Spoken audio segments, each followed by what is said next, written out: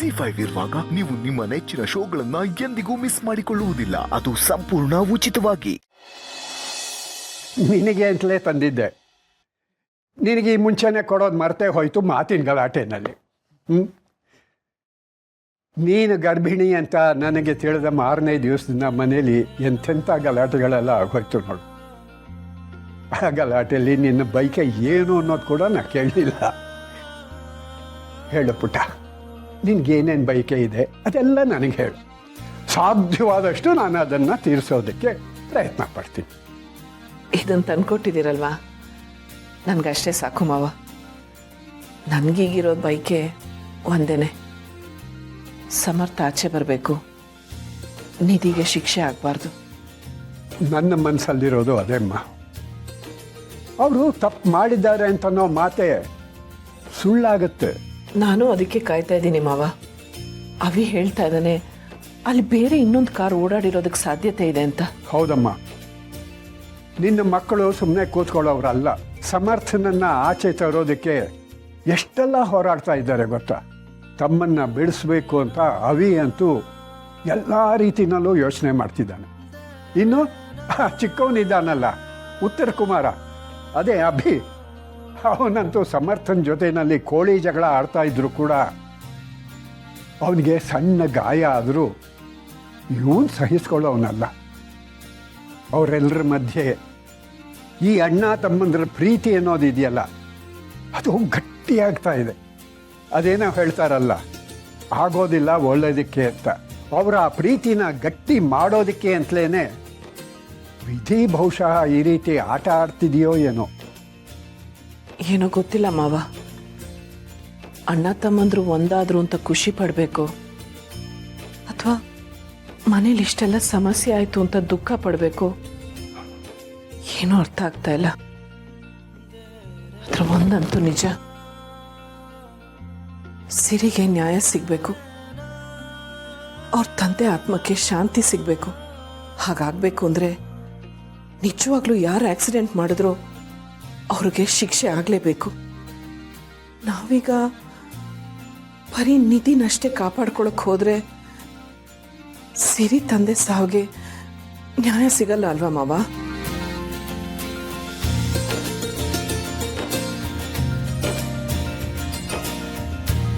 ನೀ ಏನು ಯೋಚನೆ ಮಾಡಬೇಡ ತುಳಸಿ. ಈ ಸತ್ಯ ಅಂತ ಅನ್ನೋದು ಬೆಂಕಿ ಉಂಡೆ ಇದ್ದ ಹಾಗೆ, ಅದನ್ನು ಬಚ್ಚಿಟ್ಕೊಳ್ಳೋಕ್ಕಾಗೋದಿಲ್ಲ.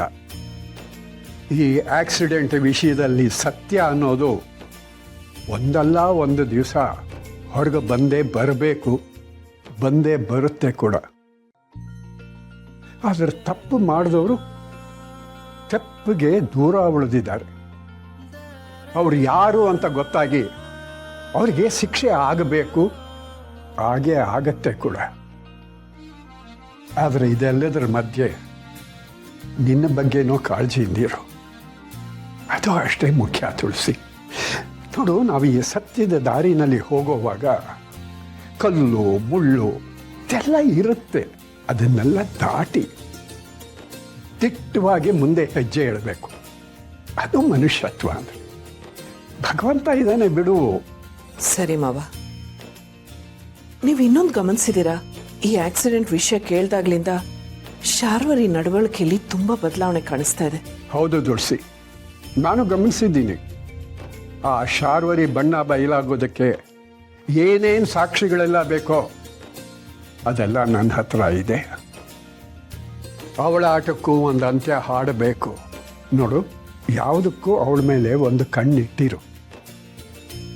ಉಳಿದು ಯೋಚನೆಯನ್ನೆಲ್ಲ ಈ ದತ್ತ ಮಾಡ್ತಾನೆ.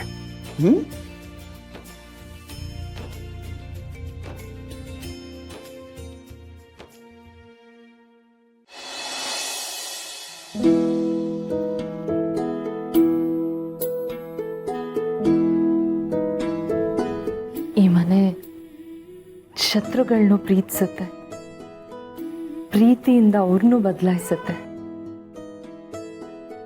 ನಾನು ಇಲ್ಲಿಗೆ ಬಂದು ಎಷ್ಟು ರಂಪಾರ ಅದ ಅಂತ ಮಾಡಿದೆ, ಆದರೆ ಅದು ಯಾವುದೂ ಮನಸ್ಸಲ್ಲಿ ಇಟ್ಕೊಳ್ದೆ, ಎಳ್ಳಷ್ಟು ನನ್ನ ಮೇಲೆ ಕೋಪ ಮಾಡ್ಕೊಳ್ದೆ ನೀವು ನನ್ನನ್ನೇ ಸಮಾಧಾನ ಮಾಡಿದ್ರಿ, ನನ್ನ ಪರವಾಗಿ ನಿಂತ್ಕೊಂಡ್ರಿ. ನಿಮ್ಮ ಮಕ್ಕಳೆಲ್ಲರೂ ಆಗಾಗ ಹೇಳ್ತಿರ್ತಾರೆ ಇದು ಮನೆ ಅಲ್ಲ ದೇವಸ್ಥಾನ ಅಂತ. ಆ ಮಾತು ನನಗಿವತ್ತು ನಿಜ ಅಂತ ಅನ್ನಿಸ್ತದೆ.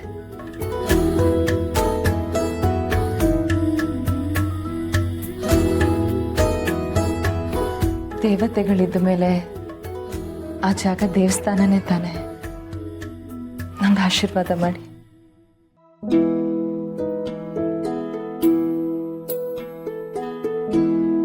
ಅಪ್ಪ ಇದ್ದಾಗ ಆ ಮನೆನ ನನ್ನ ತವ್ರ ಮನೆ ಅನ್ಕೊಂಡು ಅಲ್ಲಿಗೆ ಹೋಗ್ತಿದ್ದೆ. ಆದ್ರೆ ಈಗ ಅಪ್ಪ ಇಲ್ಲ, ಇದೇ ಮನೆನ ನನ್ನ ತವ್ರ ಮನೆ ಅನ್ಕೋಬಹುದಾ? ಹುಚ್ಚುಡ್ಗಿ, ಇದನ್ನೆಲ್ಲ ಯಾರಾದ್ರೂ ಕೇಳ್ತಾರ?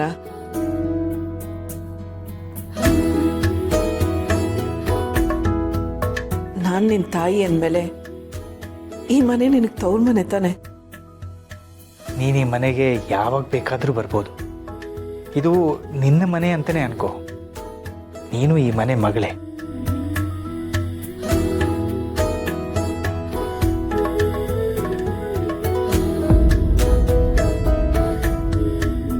ನೀವ್ ಯಾಕೆ ಇಲ್ಲಿಗೆ ಬಂದ್ರಿ?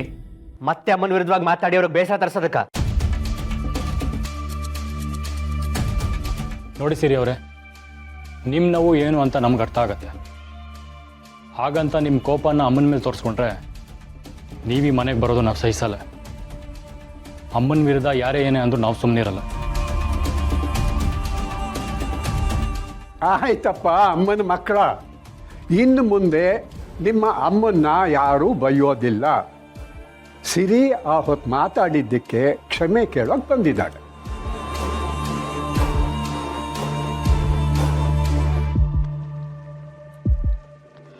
ದಯವಿಟ್ಟು ಕ್ಷಮಿಸ್ಬಿಡಿ.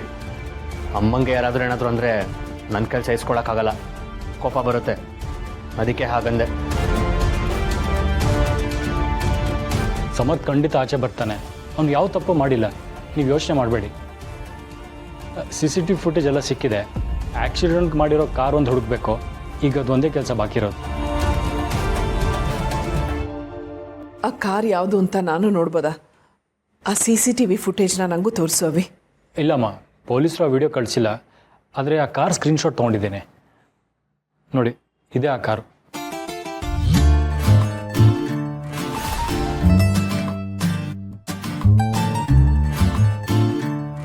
ಅಣ್ಣ ತಮ್ಮ ಬೆಳಗ್ಗೆಯಿಂದ ಏನೂ ತಿಂದಿಲ್ಲ.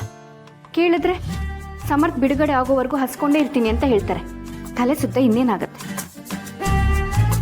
ಅಯ್ಯೋ ದೇವ್ರೆ, ಇದಾ ವಿಷಯ? ಹುಡುಗರ, ಹೋಗಿ ಊಟ ಮಾಡ್ಕೊಂಡು ಬನ್ನಿ. ಸಮರ್ಥನ ಬಿಡಿಸೋದಕ್ಕೆ ಶಕ್ತಿ ಬೇಡವಾ ನಿಮಗೆ? ಅದೆಲ್ಲ ನನಗೆ ಗೊತ್ತಿಲ್ಲ. ಅವನ ಆಚೆ ಬರೋವರೆಗೂ ನನಗೆ ಊಟ ಬೇಡ. ಅಭಿ ನಿಂತ್ಕೋ. ZEE5 ಆಪ್ ಡೌನ್ಲೋಡ್ ಮಾಡಿ ಎಲ್ಲಾ ಸಂಚಿಕೆಗಳನ್ನು ಸಂಪೂರ್ಣ ಉಚಿತವಾಗಿ ನೋಡಿ.